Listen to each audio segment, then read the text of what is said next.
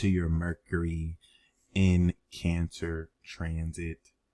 This is the Peace Dealer, and thank you very much for your patience. I'm very glad you ordered this reading because, as you're very well aware, this is functioning simultaneously as a Mercury return for you. So there are a lot of things that I want to really explain right off the bat because and I love the theme of this transit for you. There's what's happening on the surface, and then there's what this is the culmination of, especially a transit like Mercury. If you've ever seen like a Rube Goldberg machine or system where like every intricate complex part of things that have to hit the circumstance create an entire system and all of that, it's usually always started by something inconspicuous, like a flick of the wrist or something like that. That's what this Mercury return represents for you. Okay. Especially Mercury that, can you believe it, was conjunct 8 degrees with the sun. Today, actually. All right. And where is that? Right next to your Mercury. What a Mercury return. So this is not only kicking this off. What is it kicking off? This activation of how you apply your brain's psychic ability and potential to deal with other people. Psychic ability and potential pertaining to the immaterial, metaphysical aspect of your own brain that functions through what it feels in order to discern people's behaviors, people's characters. And at the divine level with the Pisces moon, no, they do not know what you're doing. They do not know that everything they feel, literally everything they feel in their dealings with you, you are psychoanalyzing it in front of their face, literally seeing it on their body language. That is not only a super rare skill, it is at the divine God level a superpower.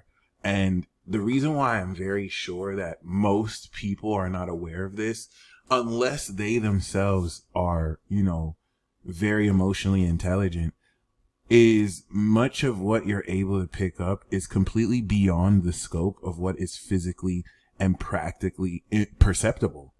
You're picking up on metaphysical influences and feeling them. And this is represented by your Neptunian opposition to Mercury. So the reason why I really do feel like in many layers, this transit, first of all, is not a coincidence that you ordered, but is going to be one of the very, very, very important parts and factors played in to this completion that is getting ready to have you step more into the next level of your journey. Next level of your journey pertaining to the impending North Node return that is beginning at the end of July and completing for you and initiating a new cycle coming into, of course, 2024 and coming into 2025.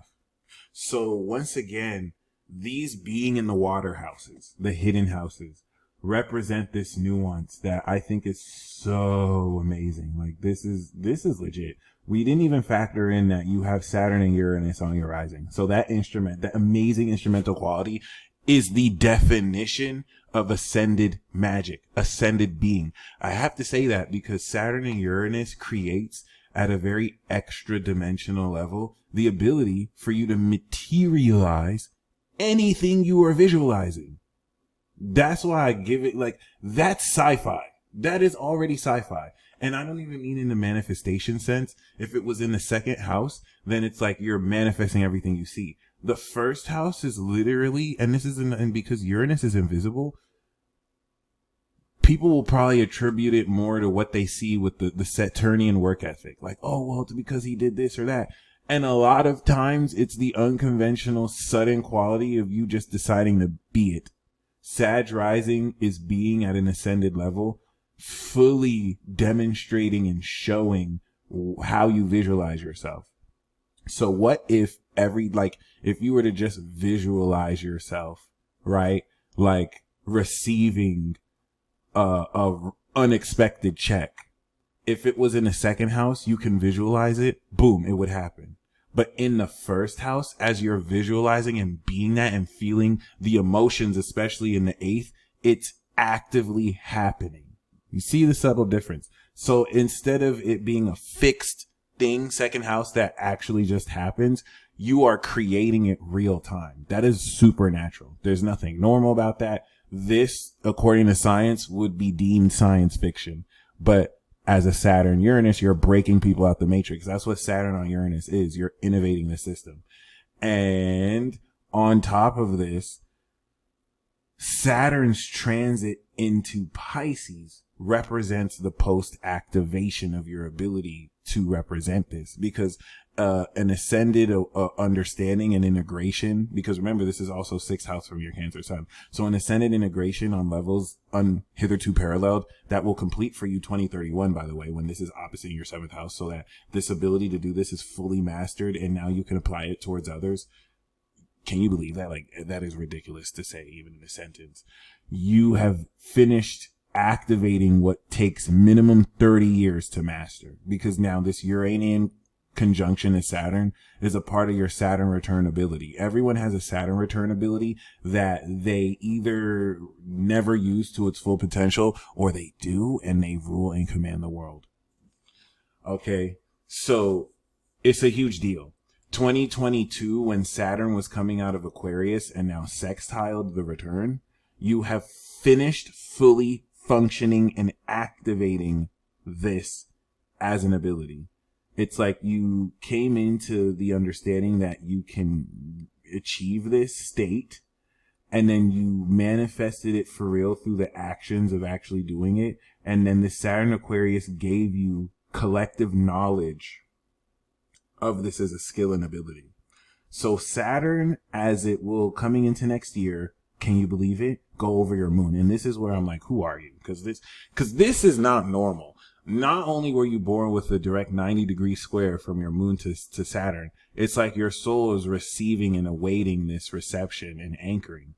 So you're going to fully understand what this first phase of Saturn moving forward is. This is that 7 year of karma. Some will call it a 7 years of tribulation, because of course you have the 7 years before the return, the 2 years before the return, the year of the return, and the 2 years after. But like this, and that's really 5 years. But really, the 7 year process is from the return to the actual 90-degree square. These are, of course, now the 4 7 year periods that, if people are more aware of, will understand why things shift very considerably in our life. And it's amazing because now you are within a year and a half of experiencing it yourself. The reason why I'm geeking out about this, though, is compared to previous generations, everyone who was born after specifically 86, and if you want, you can include 83 and 84, because theirs is ridiculous too. I'm not even going to lie. Anyone born after like 82, we're here to shift reality and the world in ways that have never been seen before.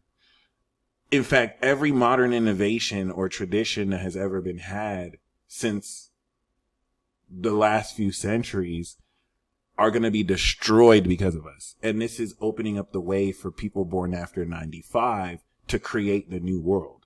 And that's the karmic collective responsibility for Pluto Scorpio, which spans from Saturn and Scorpio to Saturn Pisces, and it's not a coincidence.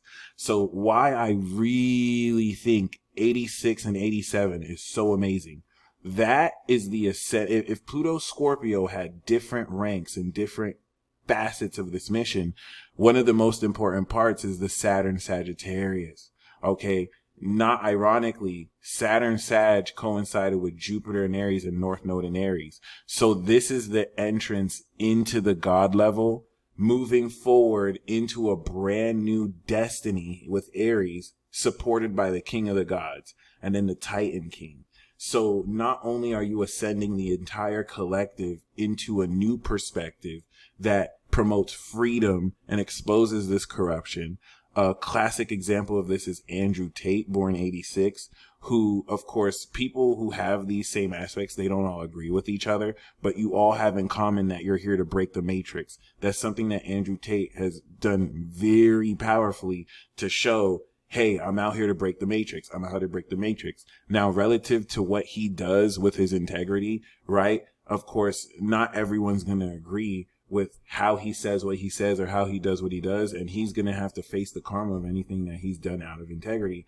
But I just want to highlight how even if people disagree with him, even if people agree with him, everyone who's born around that time, 86, 87, you all do the same thing. You, from experience, from 10 years, like every single one of you are involved in some kind of work or scheme that is in some way breaking the matrix, overcoming the system, finding loopholes around the system. And you, Robert, you embody this. I cannot emphasize how amazing it is that you embody this. You've recently had your Jupiter return. So while you're on chapter 6, you have already begun to finish the integration of this evolution cycle that began for you 2019. All right. So the reason why I'm focusing a lot on this Saturn is now that Saturn is going to square over the next year, you have completed activation. Once you complete the activation of Saturn, it's like you're done initializing. It's now time to practice and prepare for the harvest.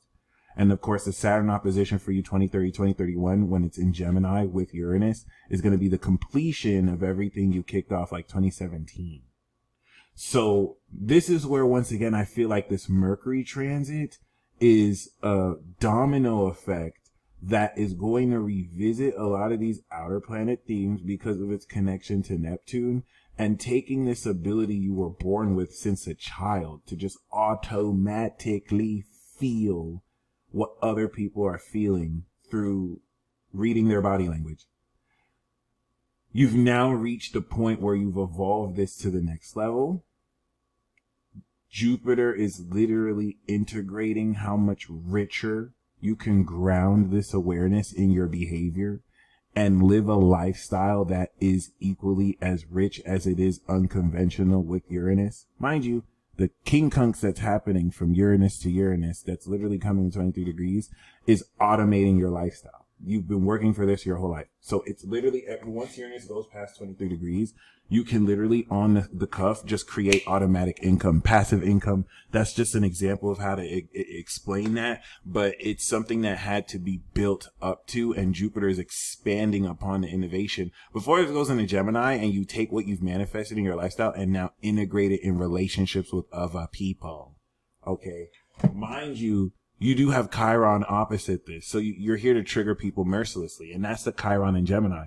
When you bring to light the way people who cross the line, you know, are not as sincere with their emotions. So everything you had to work through that, as far as the difficulty to maintain that, it is reaching complete alignment. And Mercury's transit through here is revisiting how powerfully you're able to literally step into this power and communicate this with pure fluidity. Because now at this point, can you believe it? Your rising is progressed in Capricorn. So all this is focusing directly towards other people in your progress heaven. You're transforming how much more powerfully you express this psychic power of, and once again, this isn't in the sense where you're thinking, I'm just going to feel what you don't have to actively induce this. If you wanted to turn this power off, you couldn't. And I think it's been the cause of a lot of depression.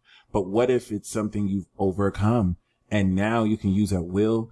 And I want to emphasize that the ability and technique of this is the full purpose of this Mercury transit. It is literally reorganizing your brain processing unit.